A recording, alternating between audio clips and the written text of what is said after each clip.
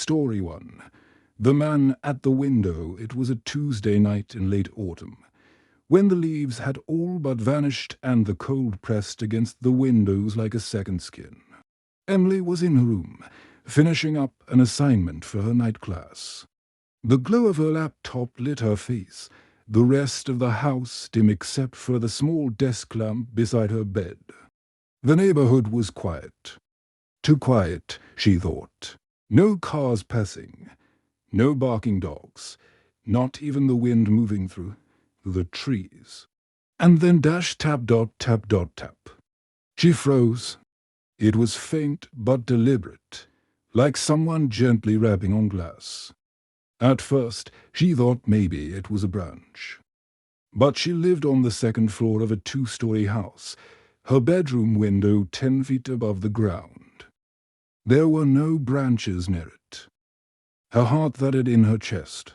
She turned the lamp off, plunging the room into shadow, and crept toward the blinds. She hesitated, every instinct telling her not to look.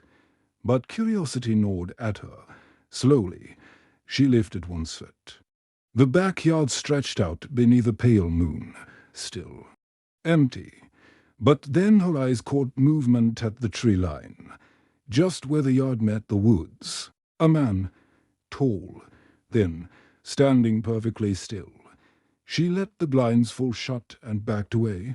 Her hands shook as she reached for her phone. It's nothing. It has to be nothing. Maybe a neighbor. Maybe.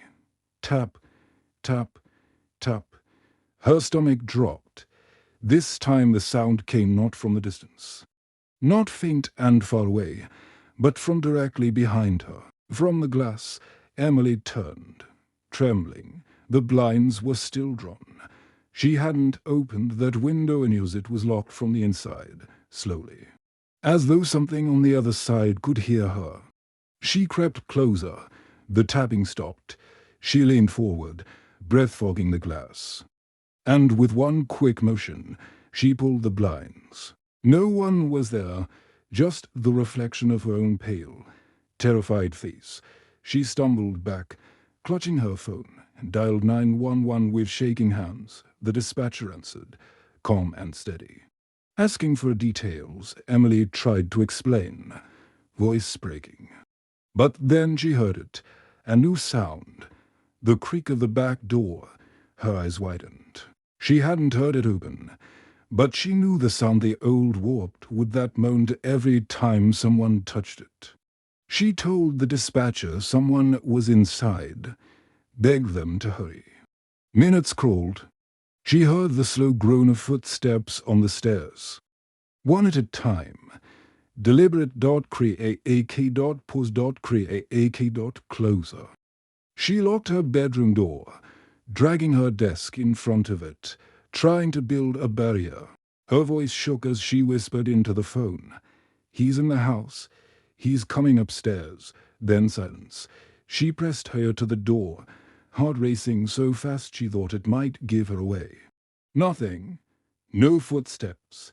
No breathing. And then another sound. Tap, tap, tap from the window. She screamed, stumbling back, as the police sirens wailed in the distance. Red and blue lights flashed through the blinds. When the officers arrived, they found her sobbing, clutching the phone to her chest. They searched the entire house, the yard, even the woods. Nothing. No footprints. No signs of forced entry. But when Emily returned to her room, she saw the lock on her window had been snapped from the outside, and the officers, they swore they'd been watching the backyard the whole time. No one ever saw the man again. But every now and then, late at night, Emily swears she hears it. Tap. Tap, tap. Story 2. The farmhouse visitor. The farm sat on the edge of endless fields, where the nearest neighbor was miles away, and the only sounds that night were the creak of the old barn and the wind-sweeping tea. Row the corn. For Carter, who was 17 at the time, nights like this were nothing unusual. He'd grown up with isolation. The silence of rural Iowa was part of him. But silence can turn against you. It was a late October night. His parents had gone into town for a church meeting, leaving him to tend the house alone. Carter had homework spread across the kitchen table. The soft hum of the refrigerator the only sound breaking the quiet. Then the dogs started barking. They weren't playful barks. They were frantic, guttural snarling. The kind of sound that makes the hair on the back of your neck stand up. Carter frowned, pushing back his chair, and walked to the front window. At first, he didn't see anything. Just the long dirt driveway stretching into darkness, lit faintly by the pale wash of the moon. And then he saw him, a figure standing at the end of the drive. The man was tall, his shoulders stooped, his head tilted at an unnatural angle. He didn't move, didn't wave, just stood there, like a scarecrow left to rot. Carter's chest tightened. Maybe it was a lost traveler. Maybe someone's car had broken down. But something about the way he stood so stiff, so wrong made his stomach twist. He flipped the porch light on, the bulb buzzed and flickered, casting a weak glow across the yard. The man didn't react, didn't shield his eyes, didn't move an inch. The dog's barking broke into whines, then silence. Carter stepped back, his pulse thudding in his ears. He grabbed the phone to call his parents, but the line was dead. Not unusual storms often knocked out the wires, but tonight the sky was clear. The silence of it felt heavier than ever. When he looked back out the window, the man was gone. Relief flooded him, but only for a moment. Because then he heard the crunch of footsteps on gravel, slow, deliberate, coming closer. Carter darted through the house, locking doors and windows, his breath ragged. Every latch clicked loudly, echoing in the empty rooms. He ducked into his bedroom, heart hammering, and crouched low, clutching the baseball bat he kept under his bed. For a long time, nothing. Just silence. He almost convinced himself he'd imagined it, and then scrape, a sound against the siding, fingernails or knuckles dragging across the wood, moving slowly, circling the house. Carter's throat closed. He stayed perfectly still, listening as the scraping moved from one wall to the next, always pausing at the windows. He dared a glance through the blinds. The man stood there, inches from the glass. Carter's breath caught. The man's face was pale, slack, his mouth slightly open, and those eyes wide, and blinking, staring straight into his. Carter stumbled back, nearly dropping the bat. He pressed himself against the wall, praying the man wouldn't come in. Minutes passed, hours. The scraping stopped. The night dragged on. When his parents returned after midnight, they found Carter huddled in the closet, pale and trembling, the bat still clutched in his hands. He tried to explain, but words tumbled out in broken fragments. His father grabbed a lantern and searched the yard. That's when they saw them footprints in the dirt, circling the house over and over. Bare footprints, long, thin toes pressed into the earth. But the ground was frozen solid, hard as stone. There should have been no footprints at all. Carter never forgot that night. 4 years, he swore he still saw the man sometimes standing at the end of the drive at dusk, waiting, head tilted, watching the house, and every so often, when the dogs barked in the dark, he thought he could hear it again, that faint, sickening scrape, knuckles against wood. Story 3, The Highway Shadow. The wind highway stretched on for miles, endless ribbons of asphalt swallowed by snow and fog. Daniel gripped the steering wheel tighter, his knuckles pale under the glow of the dashboard. It was just past midnight, and he was the only one on the road. He worked late shifts at a factory just outside of town, and nights like this were routine long drives home through desolate farmland. The radio sputtered static. His breath fogged faintly inside the cab. The heater couldn't keep up with the cold. That's when he saw her, a figure on the side of the road, standing in the swirling snow. Daniel squinted, slowing the car. She was a woman, barefoot. Her white dress clung to her skin, soaked through by the storm. Her hair hung in wet strands across her face. She didn't move, didn't shiver, just stood there, staring at the ground. He pulled onto the shoulder, rolling the window down a crack. The cold bit at his skin immediately. "Hey, do you need help?" His voice echoed strangely in the night. The woman lifted her head. Daniel's chest tightened. Her eyes were wide, too wide, and her mouth hung open, a soundless gasp. Her lips were blue, her skin pale as bone. She didn't answer, just looked at him. Something inside Daniel screamed to leave, to drive away and never look back. But his conscience gnawed at him. What if she really needed help? He opened the door, boots crunching on the icy shoulder. "Ma'am, are you okay?" The woman tilted her head, slowly, unnaturally, as if testing how far her neck could bend. Her hair fell away from her face, and Daniel staggered back. Her expression hadn't changed. Her eyes locked on his, and blinking. Her mouth stretched into a crooked grin. Every instinct told him to run. He scrambled back into the truck, slamming the door and locking it. His heart hammered as he started the engine, tires spitting slush as he pulled away. But when he checked the rearview mirror, his blood ran cold. The woman was no longer on the shoulder. She was in the middle of the lane, standing perfectly straight, watching him drive away. Daniel pressed harder on the gas, the truck rattling as the speedometer climbed. He forced himself not to look back again, not to risk it. The snow swallowed the road behind him anyway, making her vanish into the storm. By the time he rolled into the next town, his hands were still shaking. He pulled into the first open gas station, stumbling inside. The fluorescent lights felt too bright, too sharp. The clerk looked up from behind the counter. "You look like hell.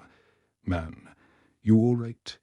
Daniel tried to explain, his words tumbling over each other.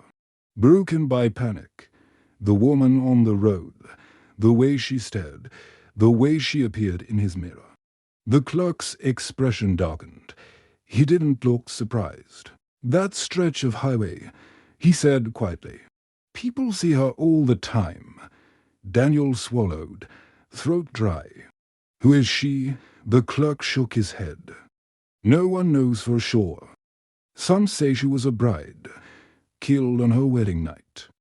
Some say a hitchhiker, left to freeze decades ago. But the story's always the same. White dress, no shoes." Out there in the snow, Daniel shivered, despite the heat blasting from the ceiling vents. "Why does she just stand there?" The clerk hesitated, lowering his voice. "You're lucky she didn't follow you. Some folks, they say if you stop too long, if you let her get close, she climbs in." Daniel left the station an hour later, too afraid to drive but knowing he had no choice. The road stretched dark and endless before him again, the snow hissing under his tires. He never saw her again. But sometimes, late at night, when the storm howled outside his house, Daniel swore he could hear it, the faint sound of bare feet crunching in the snow, circling, waiting, and every time he checked the rearview mirror, because once you've seen her, you can never be sure she isn't still out there, watching. Story for A Window Knock. It was 2:47 a.m. when Hannah woke up to the sound. A sharp, deliberate knock on her bedroom window. Her apartment was on the second floor. At first, she thought she must have imagined it. She held her breath, the silence of the room wrapping round her like a blanket. The only sound was the hum of her heater clicking on and off against the winter chill. Then 3 more knocks, harder, slower. She sat up, her pulse racing, her eyes darting toward the curtains. The window was only a few feet from her bed. She couldn't see through the fabric. But she felt it. Someone was there. Hannah reached for her phone. Fumbling with shaky fingers, she almost dialed 911. But stopped herself. What if it's just a branch, she thought. Or a prank? Gathering her courage, she pulled the curtain back a fraction of an inch. Her stomach dropped. A man stood on the other side of the glass. His face was inches away, pale in the glow of the streetlight. He was smiling too wide, too fixed, his teeth catching the light. His eyes were locked on hers and blinking. Hannah stumbled back, slamming the curtain shut. Her heart hammered in her chest as she pressed her phone to her ear, whispering frantically to the dispatcher, "There's someone outside my window. He's watching me." The dispatcher's calm voice instructed her to stay inside, to stay quiet. That police were on the way, but the knocking started again, slower this time, louder, the sound of knuckles dragging against the glass. Tap, tap, tap. Hannah pressed herself against the far wall, trying to stay out of sight. Then came another sound, a low rasping laugh. The man whispered something, but the glass muffled it. She could only make out fragments. "Let me in. Just a second." Her blood froze. Minutes felt like hours. Then, finally, flashing blue lights washed over her curtains. Sirens' dot relief flooded her chest. She heard heavy boots stomping up the stairs. When the police entered her room, they found the curtain drawn tight. But when they pulled it back, the window was empty. Fresh handprints smeared the glass. The officers searched the area. Snow on the ground showed no footprints. No ladder. No sign of how anyone could have reached her window at all. Hannah moved out of that apartment a week later. But some nights, when she's half asleep, she swears she hears it again. Knock, knock, knock, and the sound of someone whispering through the glass. Story 5. The Porch Crawler. Ethan lived in a quiet neighborhood on the edge of town, the kind of place where nothing bad ever seemed to happen. His house backed onto a stretch of woods, dense and dark, where deer sometimes wandered and owls called through the night. He loved the peace until one night in early autumn. It was round midnight when he heard the sound. Not footsteps, not knocking, something else. A dragging from the porch outside his living room. At first he thought maybe it was a raccoon or a stray dog.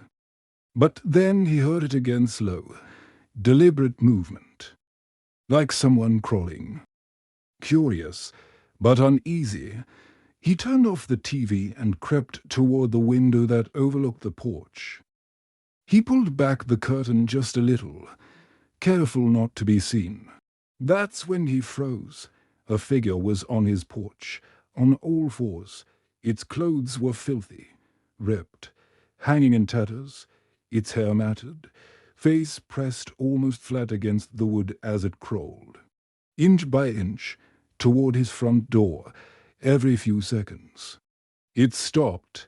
Its head would twitch upward just enough for Ethan to catch a glimpse of its face. Wide, gleaming eyes, and a mouth stretched into a grin that didn't belong to any sane person. It was human. But not. Ethan stumbled back from the window, his breath caught in his throat. The sound of crawling grew louder, closer, then scratching, nails raking against the door, and a voice, "I saw you," it whispered in a hoarse, broken tone. "I know you're awake." Ethan's hands shook as he grabbed his phone. 911. He could barely whisper into the receiver, his words tumbling over themselves as he tried to explain. But before he could finish, silence. No more crawling, no more scratching, just quiet. He tiptoed back toward the window, every muscle in his body screaming not to look. But he had to, slowly. He parted the curtain again. The porch was empty. The police arrived 20 minutes later. They searched the property, the woods, even the neighbors' yards. Nothing. No footprints. No signs of forced entry. Ethan tried to convince himself it was a nightmare. Sleep paralysis, anything. Until the next morning, when he stepped outside, he saw it. A trail of dirt smeared across the porch, streaks of grime leading right up to his front door. And at the very bottom of the wood paneling for bloody fingerprints, pressed hard into the grain, as though whatever was crawling had tried to pull itself inside. Ethan doesn't live there anymore, but the new owner swears that on some nights, when the world is silent, he hears it too, the sound of something crawling across the porch.